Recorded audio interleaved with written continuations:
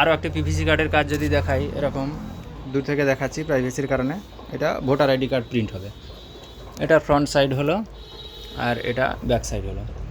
এবারে কোয়ালিটি যেরকম রাখার রেখে এরকম স্টার্ট প্রিন্টিং দিলাম, দেওয়ার পরে ওকে দেখাবে।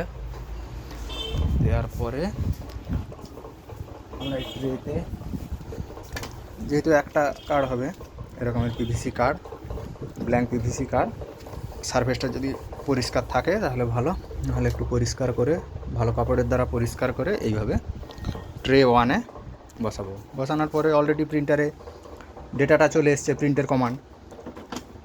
এবারে এটাই দেব, দিয়ে যেরকম দেখেছিলাম আগেও আইডি কার্ড পর্যন্ত দেব, দিয়ে এই বাটনটা প্রেস করব। প্রিন্টার অটোমেটিকভাবে ট্রেটাকে রেকগনাইজ করে প্রিন্ট নেবে। এইভাবে একেবারে হাই কোয়ালিটিতে প্রিন্ট হতে থাকবে।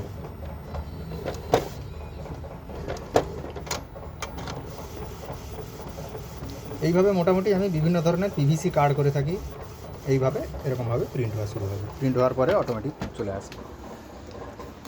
এরকম আধার কার্ড থেকে, প্যান কার্ড থেকে, ভোটার কার্ড থেকে শুরু করে নিজেদের কাস্টম ছবি থেকে শুরু করে ডুপ্লিকেট ড্রাইভিং লাইসেন্স, অথবা মোটামুটি পিভিসি কার্ডের ওপরে যে কোনো ডিজাইন কেন, ছবি কেন, যে কোনো জিনিস প্রিন্ট করা যায়। যেমন আমি আমার নিজের একটা কার্ড দেখাই, এখানে এইভাবে একটা ডেমো করে রাখা আছে, এইভাবে এটা বোথ সাইড করে রাখা আছে। এটা প্রায় অনেক দিন হয়ে গেল, রং ওঠার কোনো গল্পই নেই। যে স্ক্র্যাচ দেখলে বোঝা যায় আলোর কাছে, এইভাবে স্ক্র্যাচ আছে ঠিকই, হলেও স্ক্র্যাচ এলেও এই ছবি কোনো দিন ফেড হয় না, জলে ধুলেও কোনো দিনে হয় না।